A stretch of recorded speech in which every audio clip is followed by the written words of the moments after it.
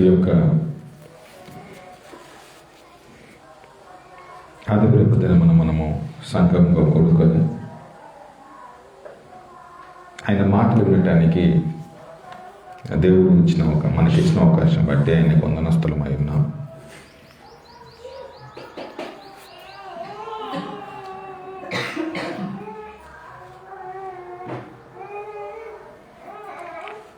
బైబిల్లో ఒక మాట ఉంటుంది,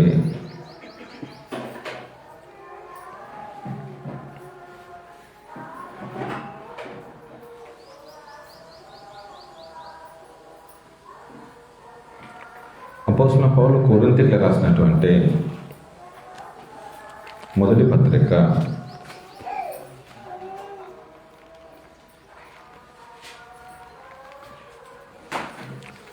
13వ అధ్యాయము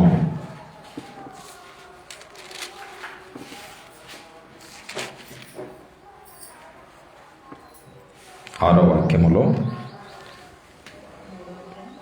6వ మాట, 13వ అధ్యాయం కొరింథీయులకు రాసినటువంటి మొదటి పత్రిక 13వ అధ్యాయము 6వ వాక్యం. కొరింథీయులకు రాసినటువంటి 13వ అధ్యాయము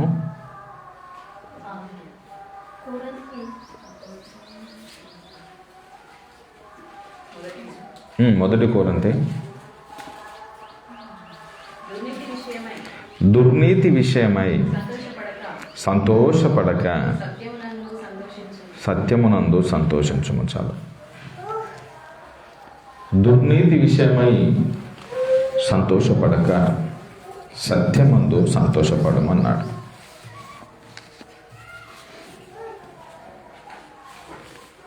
చెడ్డ నీతి యందు సంతోషపడక సత్యమందు సంతోషపడాలి అంటున్నాడు.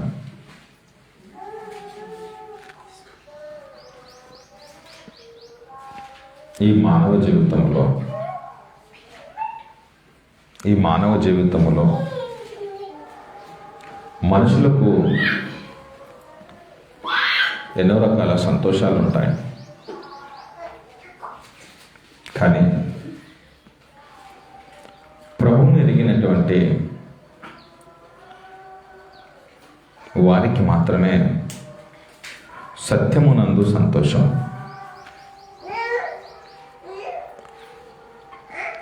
బైబిల్ మనకు తెలియజేస్తుంది ఏమిటంటే, సత్యమందు సంతోషించును.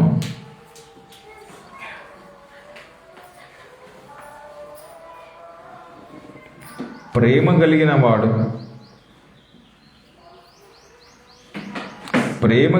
వాడు దేవుని ప్రేమ కలిగినటువంటి వ్యక్తి, దేవుని ప్రేమలో ఉన్నటువంటి వాడు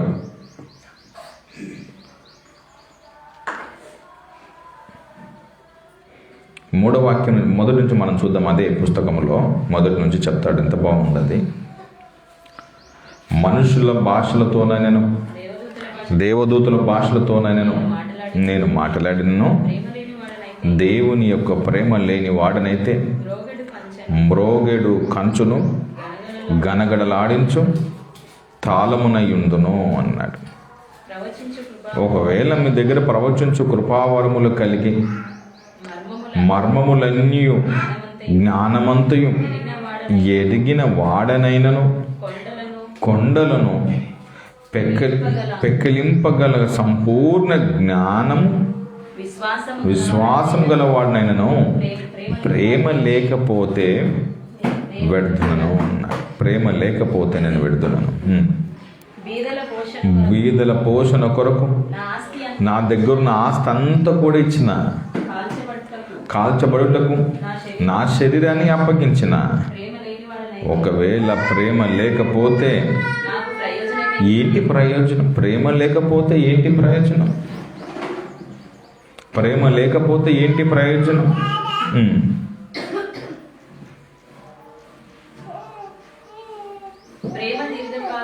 ఈ ప్రేమ ఉందే, ఇది దీర్ఘకాలము సహించును. ప్రేమ దయ చూపిస్తుంది. ప్రేమ ఉంది, దేవుని ప్రేమ ఉంది, అది మత్సరపడదు. ప్రేమ డంబముగా ప్రవర్తింపదు. అది ఆ ప్రేమ ఉప్పొంగదు. అది దేవుని ప్రేమ మర్యాదగా నడుచుకోదు, మర్యాదగా నడుచుకుంటుంది. ఎప్పుడు సొంత ప్రయోజనాన్ని కోరుకోదు. ఈ ప్రేమ ఉందే, ఈ దేవుని ప్రేమ త్వరగా కోపపడదు. అపకారాన్ని, ఇతరులకు అపకారము చెయ్యాలనేటటువంటి మనసు కూడా ప్రేమకు ఉండదు. దుర్నీతి విషయమై సంతోషపడక ఈ ప్రేమ ఉందే సత్యం విషయంలోనే సంతోషపడుతుంది అన్నాడు. అది అన్నిటికీ తాలుకుంటుంది అని అన్నాడు. అన్నిటినీ నమ్ముతుంది, అది అన్నిటినీ నిరీక్షిస్తుంది, అన్నిటినీ ఓర్చుకుంటుంది. ప్రేమ శాశ్వత కాలం ఉంటుంది అని అన్నాడు. చాలు, ఓకే, కంటిన్యూ చేయండి. అది ఒక మాట మంచిది. ప్రేమ శాశ్వత కాలం ఉండును, ఒకవేళ ప్రవచనములైనను నిరర్థకమగును, భాషలైనను ఇవన్నీ నిలిచిపోతాయి కానీ జ్ఞానమైనను నిరర్థకమవుతుంది. కానీ 13వ మాటకి డైరెక్ట్గా 13 కిందకు వద్దాం. కాగా విశ్వాసము, నిరీక్షణ, ప్రేమ ఈ 3 నిలుచును. వీటిలో ప్రేమయే శ్రేష్టమైనది. ప్రేమయే శ్రేష్టమైనది అన్నాడు. ప్రేమయే శ్రేష్టమైనది. దేవుని వాళ్ళారా, ఈ ప్రేమ, ఈ శ్రేష్టమైన ఈ ప్రేమ, ఇందాక మనం పైన చదువుకున్నాం చూసారా, మత్సరము కానీ, కలహాలు కానీ, భేదాలు కానీ, ఇతరులకు హాని చెయ్యాలనేటటువంటి మనసు కానీ, ఇవి దీంట్లో ఉంచుకోదు.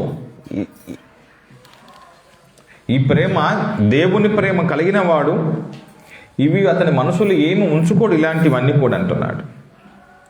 ఈ ప్రేమ సత్యం విషయములో సంతోషపడుతుంది అన్నాడు.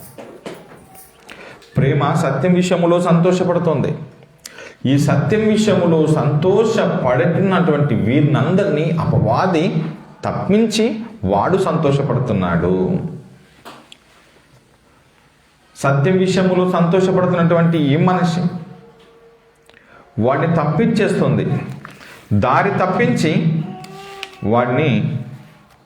వాని వైపు లాక్కొని వాడు సంతోషపడుతున్నాడు. సత్యం అనగా బైబిల్ చెప్తుంది, నీ వాక్యమే సత్యము, నీ వాక్యమే సత్యము. ఆ సత్య సంబంధమైన వాక్యం ఏదైతే ఉందో చూసారా, ఆ వాక్యమే సత్యము. ఆ సత్య సంబంధమైన వాక్యములో ఉంటున్న మనిషి ఇదిగో దేవుని విషయమై సంతోషించును, దేవుని విషయమై ఆనందించును. కానీ వీడు తప్పు చేస్తున్నాడు. అపవాది ఆ సత్యములో, వాక్యములో మనిషిని ఉండనీయకుండా, ఇందాక మనం చదువుకున్నాం చూసావా, ఈ దేవుని ప్రేమ కలిగినటువంటి వాడు, దేవుని ప్రేమ కలిగిన వాడు ఎలా ఉంటాడు అనే విషయాలన్నీ చూసుకుంటూ వచ్చినాం కదా. ఇలాంటి విషయాలలో, ఇలాంటి సత్యములో మనిషిని ఉండనీయకుండా చేసేసింది. మనిషిని దారి తప్పించేసి, ఇందాక మనం చదువుకున్నాం, ప్రేమ దీర్ఘకాలము సహించును, దయ చూపిస్తుంది, ప్రేమ మత్సరపడదు, ప్రేమ డంబముగా ప్రవర్తింపదు, అది ఉప్పొంగదు, అమర్యాదగా నడుచుకోదు, చాలా మర్యాదగా నడుచుకుంటుంది. ప్రేమ కలిగినటువంటి వాడు అందరి పట్ల మర్యాదగా ఉంటాడు. అతడు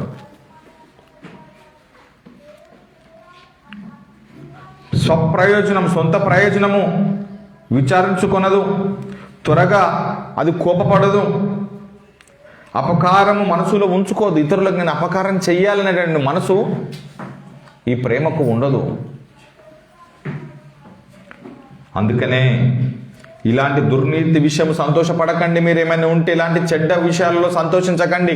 అనగా మనుషులకు అపకీర్తి తెస్తున్నామని, అమర్యాద నడుచుకుంటున్నామని, స్వప్రయోజనం కోరుకుంటున్నామని, మేము ఉప్పొంగుతున్నామని, మేము గర్వపడుతున్నాం, మేము మత్సరపడుతున్నాం, మాకు మించి ఇంకెవరు లేరని మీరు సంతోషపడకండి. వాటి విషయములో, సత్యం విషయంలో మీరు సంతోషపడండి అన్నాడు.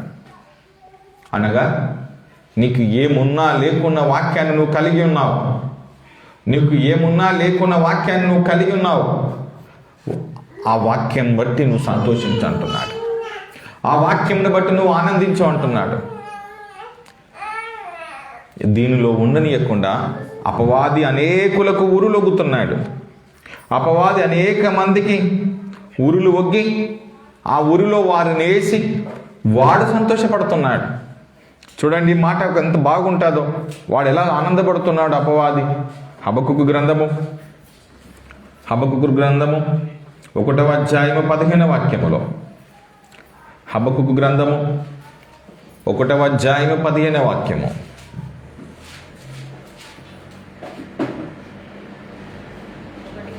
ఒకటి 15లో వాడు గాలము వేసి ఆ గాలానికి మానవులందరినీ గుచ్చి, వాడు గాలం వేసేస్తున్నాడు, ఆ గాలానికి మానవులందరినీ గుచ్చుతున్నాడు, మానవులందరినీ గుచ్చి లాగుతున్నాడు. ఆ గాలానికి మానవులందరినీ గుచ్చి లాగుతున్నాడు. అనేకమైన ఉరులు ఒగ్గుతున్నాడు అపవాది సాతానుడు మనుషుల పట్ల, మనుషులను ఆ ఊరిలో వెయ్యాలని. ఇదిగో మనుషులందరూ దాంట్లో చిక్కుకున్నారు. వాడు ఆ ఉరులు ఒగ్గి ఆ ఉరిలో వారిని చిక్కించి అందులో పడినప్పుడు వాడు ఏం చేస్తున్నాడు తెలుసా?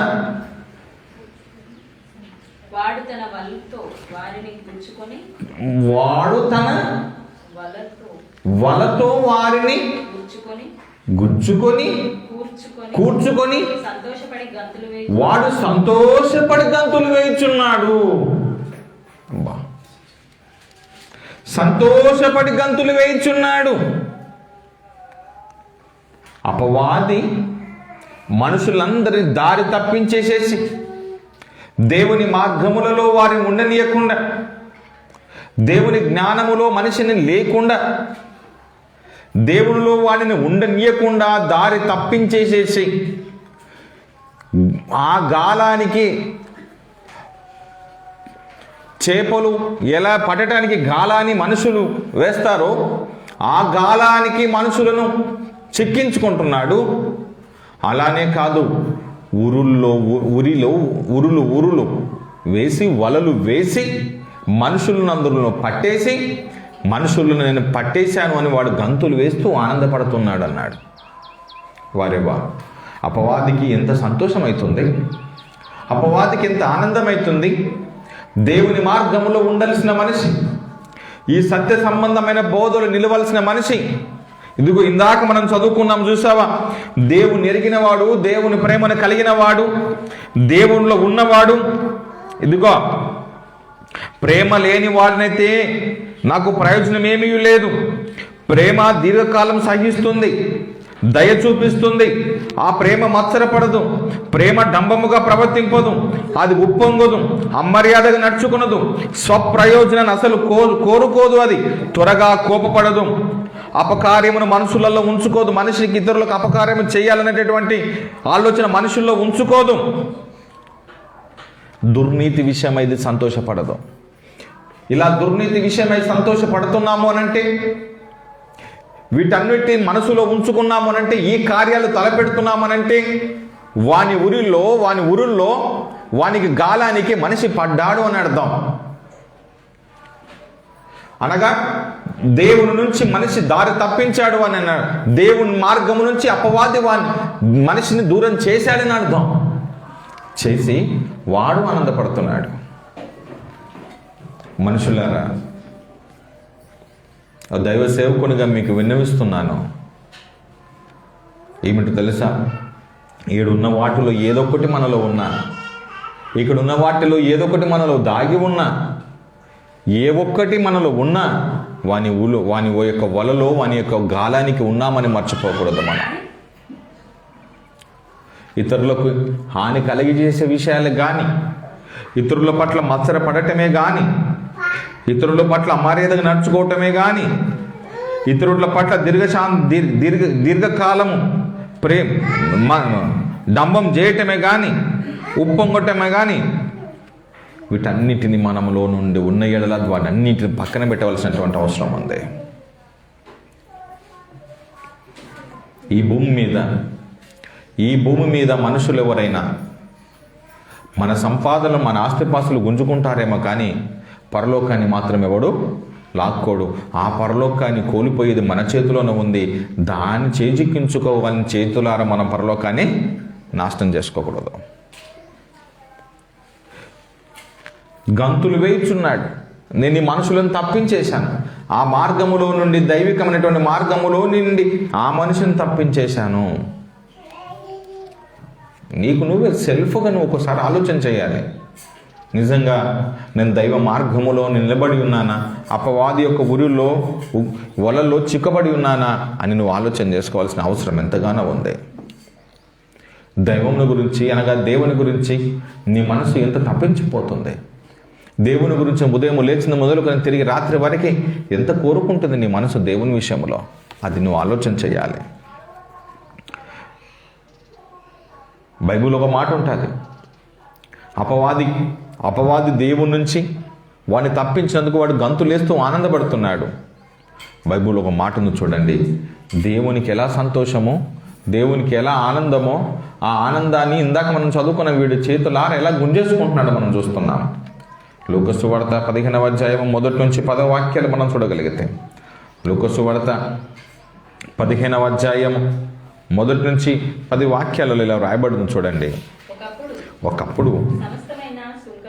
ఒకప్పుడు సమస్తమైనటువంటి సుంకరులను, పాపులను ఆయన బోధ వినటానికి ఆయన దగ్గరికి వచ్చుచుండగా పరిసయ్యులను, శాస్త్రులను అది చూసి ఇతడు పాపులను చేర్చుకొని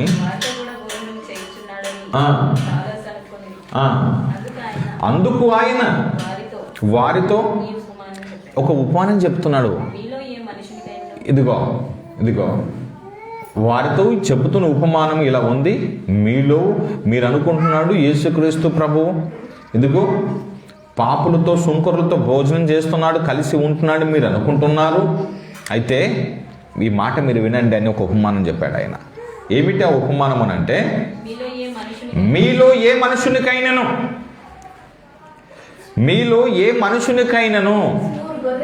100 గొర్రెలు ఉన్న ఎడల, మీలో ఏ మనుషునికైనను 100 గొర్రెలు ఉన్న ఎడల,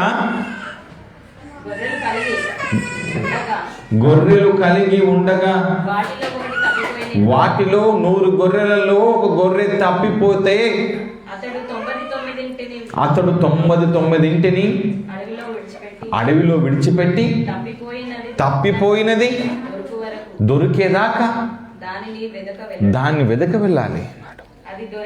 అది దొరికినప్పుడు సంతోషముతో దానిని తన భుజములపై వేసుకొని, భుజముల మీద వేసుకొని ఇంటికి వచ్చి తన స్నేహితులను, పొరుగువారిని పిలిచి మీరు నాతో కూడా సంతోషపడండి.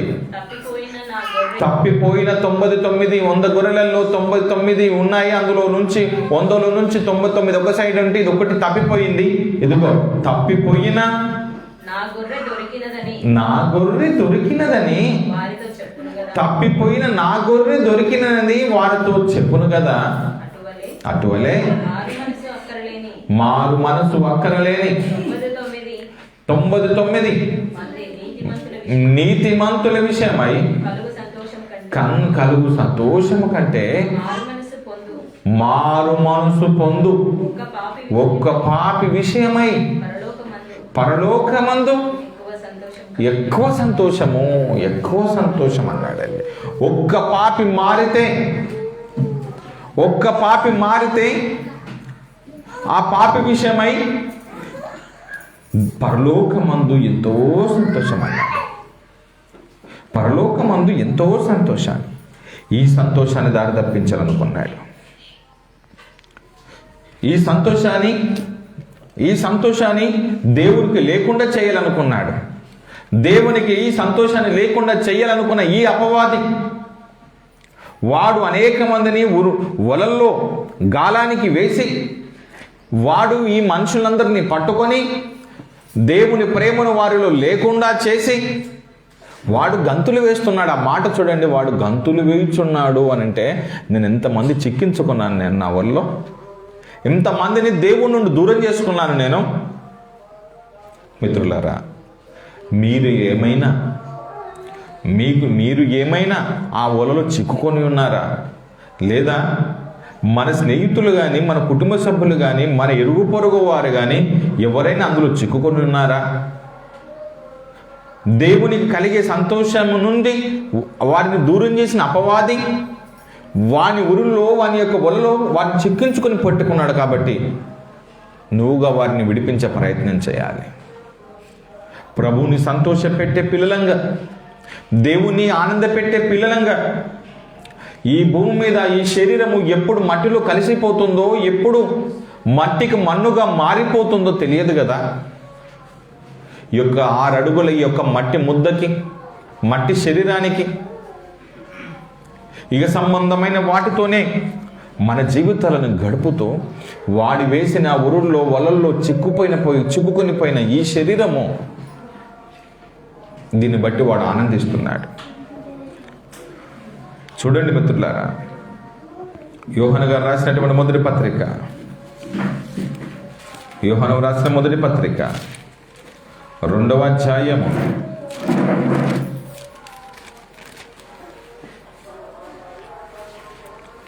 16 నుంచి 17 వాక్యాల్లో, ఈ లోకములో ఉన్నదంతయు అనగా శరీరాశయు, నేత్రాశయు, జీవపు డంబమును తండ్రి వలన పుట్టినవి కావు, అవి లోక సంబంధమైనవి.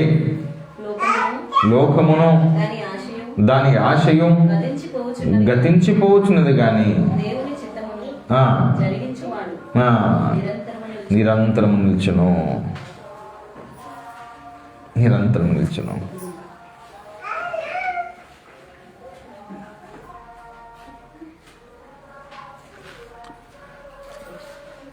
ఈ లోకములో ఉన్నదంతయు ఏముందయ్యా? ఈ లోకములో ఎలా అపవాది గాలానికి మనుషులను, గాలము ద్వారా మనుషులను పట్టుకున్నాడు, ఓలలో మనుషులను పట్టేశాడు అని అంటే వాడు కేవలము ఈ లోకములు ఉన్నదానితోనే ఏమిటో తెలుసది? శరీరాశయు, నేత్రాశయు, జీవపు డంబము. ఈ మూడింటి ద్వారా మనుషులకు వల విసిరాడు, గాలాలను వేశాడు, మనుషులను పట్టేసుకున్నాడు. గర్వపు మాటలు, కనులు చూసినది, కోరికలు, శరీరము కావాలనుకుంటున్నది, ఈ 3 విషయాలలో మనిషి బందీగా మారిపోయాడు. దేవునికి దూరం అయిపోయాడు. దేవుని ప్రేమ వానిలో లేకుండా చేసుకున్నాడు. 15 అంటున్నాడు చూడండి, పైన 15 మాటలో, ఈ లోకమునైనను లోకములో ఉన్న వాటినైనను ప్రేమింపకండి. ఎవడైనను లేకమును ప్రేమించిన ఎడల దేవుని ప్రేమ వానిలో ఉండదు. దేవుని ప్రేమ వానిలో ఉండదు. దేవుని ప్రేమ ఉన్నవాడు సత్యమందు సంతోషిస్తాడు, గంతులు వేస్తాడు. అనగా వాక్యమందు మాత్రమే ఆనందిస్తాడు. ఇంకా దేవుని పని ఎక్కడ చేయాలి, దేవుని మాటలు ఎక్కడ ప్రకటించాలి? ప్రకటించటమే, బోధించటమే, ఇతరులకు కూర్చున్న చోట, కలిసిన చోట, వెళ్ళిన చోట దేవుని గురించినటువంటి వాక్యాలను వాళ్ళకి విత్తటమే. నేను ఈ మధ్య నా ప్రయాణములో చాలామందికి, నేను చేస్తున్నటువంటి ఈ ప్రయాణంలో చాలామందికి దేవుని గురించినటువంటి విషయాలు, వాస్తవాలు, సత్యాలు వాళ్ళకి కనులు తెరుచుకునేలాగా, వారికి మనోనేత్రాలు వెలిగించుకునేలాగా మాట్లాడుతూ ఉంటే, తెలియజేస్తూ ఉంటే, ప్రకటిస్తూ ఉంటే నిజంగా దేవుని మాటలు ఇంత గొప్పగా ఉన్నాయని ఆనందపడుతున్నారు. మిత్రులారా, నేను మీకేం తెలియజేస్తున్నానంటే, మీరు వెళ్ళిన చోట, మీరు ఉన్న చోట దేవుని జ్ఞానానికి, బైబిల్కి సంబంధించినటువంటి విషయాలు మీరు ప్రకటించండి, బోధించండి. సత్యమందు మీరు సంతోషించండి అనగా వాటిని ప్రకటించటము, బోధించటము. దాని ద్వారా ఒకవేళ శ్రమలు, కష్టాలు, బాధలు ఒకవేళ నీకు కలిగిన ఎడల దాని యందు నువ్వు సంతోషపడి నేను దేవుని పనిలో నాకు ఇన్ని కష్టాలు వస్తున్నాయి, ఇది ఆనందంగా ఉంది అని ఆనందపడాలి. అప్పుడు ఒక పాపి మారుతున్న ఎడల, ఒకడు తప్పిపోయిన కుమారుల తిరిగి దేవుని యొద్దకు వస్తున్న ఎడల, ఇందాక మనం చదువుకున్నటువంటి మాటలో పరలోకమందు ఉన్న తండ్రి ఆనందపడుతున్నాడు, సంతోషపడుతున్నాడు. ఈ సంతోషం అపవాది దూరం చేస్తున్నాడు దేవుని నుండి.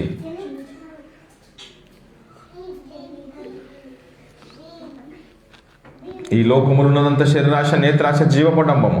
అందుకనే దీని నుండి బయటపడవలసినటువంటి ఎంతో అవసరం ఉంది మనిషి. కొలస్సీలకు రాసినటువంటి పత్రిక 1వ అధ్యాయం 10వ వాక్యములో,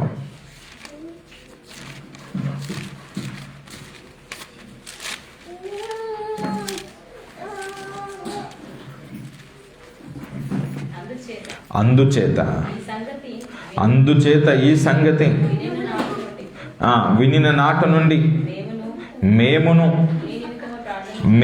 మీ నిమిత్తము ప్రార్థన చేయుట మానక మీరు సంపూర్ణ జ్ఞానమును ఆత్మ సంబంధమైన వివేకం గలవారును ఆయన చిత్తమును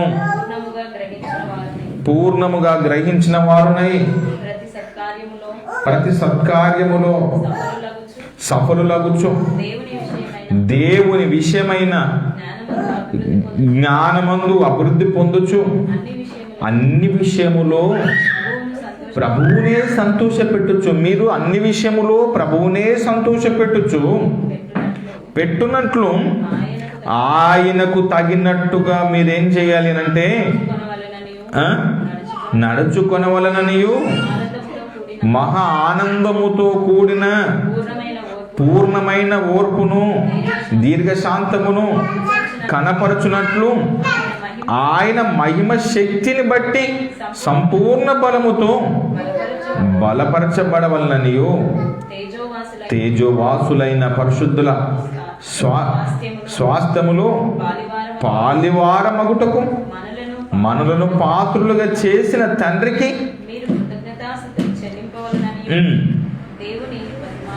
దేవుని బ్రతిమాలు కొనుచున్నాను. అన్ని విషయములో ప్రభువును సంతోషపెట్టునట్లుగా మీరు బ్రతకాలి అన్నాడు. ఈ బ్రతుకు ఏమైతే ఉందో, ఈ జీవితము ఏదైతే ఉందో, ఈ బ్రతుకు దేవుని కోసమే బ్రతకాలి అని అన్నాడు. ఈ బ్రతుకులో దేవుని మాత్రమే సంతోష పెట్టే విధంగా ఉండాలి అని అన్నాడు. ఈ బ్రతుకు ఆయనను సంతోష పెట్టగలుగుతుందా నీ బ్రతుకు? లేకుంటే నీ సంతోషం కొరకే, నీ ఆనందం కొరకే, ఇందాక మనం చదువుకున్నాం కదా, శరీరాశ, నేత్రాశ, జీవపడంబం, ఇక సంబంధమైన నీ సంతోషాల కోసమే నువ్వు బ్రతకగలుగుతున్నావా?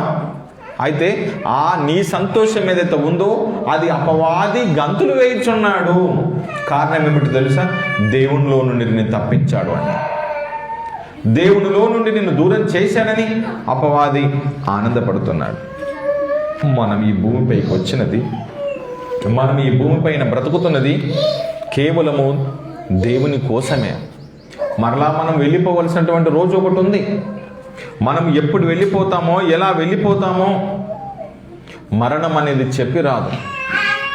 నేను ఆరోగ్యంగా ఉన్నాను, నేను ఆరోగ్యంగా ఉన్నాను, నాకు ఇంకెలాంటి సమస్యలు లేవు, నేను ఎక్కువ కాలం బ్రతుకుతాను అని అనుకున్నా, అలా బ్రతికిన మనుషులు కూడా తెల్లవారిసరిగా కనులు మూసిన కాలంలో ఎందరో చూసాం మనం. ఈ కాలచక్రములో అనగా ఈ సమయం క్రింద ఎందరో చనిపోయిన వారు కలరు. ఆయనకి ఏ అనారోగ్యం లేకుండండి, ఆయనకి ఏం సమస్యలు లేకుండండి అని అనుకున్న మనుషుల కాలం కూడా కలదు. దేవుని వాడలారా, మనము భూమిపైకి వచ్చి దేవుని పని చేయకుండా, దేవుని సమయాన్ని మనం దొంగతనం చేస్తూ, దేవుని కోసం మనం బ్రతకకుండా, ఆయన కోసము ఎలా జీవించాలి, ఆయన కోసం ఎలా పని చేయాలి అనేటటువంటి చింతలో మనిషి లేకుండా ఇక సంబంధమైన శరీరాశ, నేత్రాశ, జీవపడంబానికి మనిషి బానిస అయిపోతే పెను ప్రమాదం ఉంది. నేను లాస్ట్ వీక్లో నేను చెప్పాను, ఈ లోకము తీరు ఎలా ఉంది అని అంటే, నారు నాటుచు, అమ్ముచు, కొనుచు, ఇండ్లు కట్టుకొనొచ్చు, పెళ్ళిళ్ళకి ఇచ్చుచు, పెళ్ళిళ్ళు చేసుకొనొచ్చు, అమ్మొచ్చు, కొనుచు, తినుచు, త్రాగుచు, అంతలో భయంకరమైన జలప్రలయం వచ్చింది. అంతలో అగ్నిగంధకములు ఆకాశం నుండి కురిచెను. ప్రభు రాకుడలో కూడా ఇలాంటి మనుషులు కలరు అనే విషయం మనం చదువుకున్నాం. ఈ లోకంలోనికి వచ్చిన మనం తల్లి గర్భములు 9 నెలలు, బయటికి వచ్చిన తర్వాత స్కూల్కి వెళ్ళటానికంటే ముందు ఒక 2-3 సంవత్సరాలు ఇంటి దగ్గర, ఒక 20 సంవత్సరాల వరకు మన చదువులు, 20 సంవత్సరాల తర్వాత మరలా పెళ్ళిళ్ళు, తర్వాత ఉద్యోగాలు, ఉద్యోగం తర్వాత మనిషికి 60 సంవత్సరాలు వచ్చేస్తుంది. ఆ 60 సంవత్సరాల మధ్యలో ఈ యొక్క పెళ్ళిళ్ళ మధ్యలో వీరికి పిల్లలు, ఆ పిల్లలు వారి యొక్క సేమ్ ఇదే కదా మాదిరి, వారి యొక్క వారును 9 నెలలు, వారిన తర్వాత 2 సంవత్సరాలు, వారికి మరలా విద్యాభ్యాసాలు, వారికి వివాహాలు, అంతలో నీకు 60 సంవత్సరాలు వస్తున్నాయి. అంతలో నీకు 60 సంవత్సరాలు వచ్చేస్తున్నాయి. ఇదిగో మధ్యలోనే నువ్వు మరణానికి సమీపిస్తున్నావు. ఈ జీవితాన్ని ఒకసారి చూసుకో, ఆలోచన చేసుకో. తల్లి గర్భములో 9 నెలలు, బయటకు వచ్చిన తర్వాత, తల్లి గర్భము నుండి బయటకు వచ్చిన తర్వాత ఒక 2 నుంచి 3 సంవత్సరాలు ఇంటి దగ్గర, తల్లి దగ్గర, తర్వాత స్కూల్కి ఒక 20-22 సంవత్సరాలు, అక్కడి నుంచి ఉద్యోగం తర్వాత పెళ్ళిళ్ళు, పెళ్ళిళ్ళ తర్వాత పిల్లలు, ఆ పిల్లలు మరలా స్కూళ్ళకి, అలా జరుగుతున్న కాలంలో నీ వయసు అయిపోతుంది. ఇంకా దేవుని కోసం నువ్వు ఎంత బ్రతికావు? దేవుని కోసం నువ్వు ఏం ఆలోచన చేశావు? అందుకని అపవాది గంతులు వేయుచున్నాడు, అపవాది ఆనందపడుతున్నాడు, దేవుని నుండి అందరిని నేను దూరం చేస్తున్నానని సంతోషపడుతున్నాడు. అందుకని నీవు దేవునికి ఎంత అనుకూలంగా బ్రతుకుతున్నావో, నీ చావు రాక మునిపే, నీవు కనులు ముయ్యబడక మునిపే, నీలో ఊపిరి ఉన్నప్పుడే నువ్వు జ్ఞానము తెచ్చుకొని బ్రతకవలసినటువంటి విధానంలో ఉండాలి. ఓ మనిషి, నీ క్రియలు వాక్య సంబంధమై ఉండాలి. నీ క్రియలు వాక్య సంబంధమైనవై ఉండాలి. దేవుని పనిలో ఉండకుండా దేవుడిచ్చినవి అన్నీ అనుభవిస్తూ, దేవుడిచ్చినవి అన్నీ కావాలి కానీ ఆయన పని నేను చెయ్యను అని అంటే ప్రమాదం కదా. భక్తి జీవితం అనేది దేవుని యొద్దకు నడిచేటట్టుగా, గురి యొద్దకు ప్రయాణం చేసేటట్టుగా ఉండాలి. ఎప్పుడు నీ మరణము తర్వాత ఏ స్థలానికి చేరుకుంటావో అది నీ చేతిలోనే ఉంది. నువ్వు నరకం చేరుకుంటావా, ఇదిగో పరలోకం వైపు ప్రయాణమా, ఎటువైపు నీ మరణం తర్వాత అనేది అది నీ చేతిలోనే ఉంది. దేవుడున్న పరలోకం ఎవరి కోసం, ఎందుకోసం ఆయన కట్టిండో, అది నా పిల్లలు వస్తారనే కదా. అక్కడ నేను నా పిల్లలందరం కలిసి ఉండమనే కదా. ఆ దేవుడున్న చోటికి, ఆ ప్రదేశానికి నువ్వు చేరుకోవాలని అనుకుంటే, ఆ స్థలానికి నువ్వు వెళ్ళాలి అని అనుకుంటే, ఈ భూమి మీద నీకున్నది ఇప్పటికైనా కొద్ది కాలమే. 2025 సంవత్సరం మరలా మనకు దేవుడు మనకిచ్చాడు అని అంటే, 2020 నేను మిమ్మల్ని అందరిని అడుగుతాను, నేను ఏం చెప్పాను అనేది. 2025 సంవత్సరం మరలా మనకు వచ్చింది అని అంటే, ఈ సంవత్సరంలో మనం ఉన్నాము అని అంటే ఎందుకు ఇచ్చాడో తెలుసా? సరి చేసుకోవలసిన ఏమైనా ఉన్న ఎడలా మనము సరి చేసుకొని ఆయన కోసం బ్రతకాలి. ఒకవేళ సరి చేసుకోకుండా నీ జీవితాన్ని 25లో ముగిస్తే ఆరని అగ్నిలోనికి ఆత్మ వెళ్ళిపోతుంది. అగ్ని పురుగు చావదు, అగ్ని ఆరదు అనేటటువంటి ఆ ప్రదేశానికి నువ్వు చేరుకుంటే పెను ప్రమాదం. ఎందుకు ఈ జీవితం ఇంకా? కాబట్టి ఇప్పటికైనా కళ్ళు తెరుచుకొని ఆయన కోసం బ్రతుకుతూ, ఆయన కోసం నిలబడుతూ మనమందరం ముందుకు సాగుతూ, ప్రారంభంలో చదువుకున్న మాటను మరొకసారి చదువుకుందాం. మనం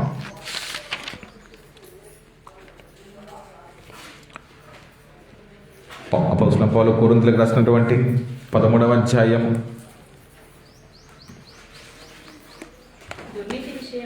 దుర్నీతి విషయమై సంతోషపడక దీని విషయంలో సంతోషపడాలి. సత్యం విషయంలో మనం ట్రూలో ఉన్నాము, నిజమే మాట్లాడుతున్నాము. దుర్నీతి జ్ఞానముతో నేను దాన్ని ఎట్లయినా నేను జ్ఞానంగా మాట్లాడినని అనుకుంటే ప్రమాదం అవుతుంది.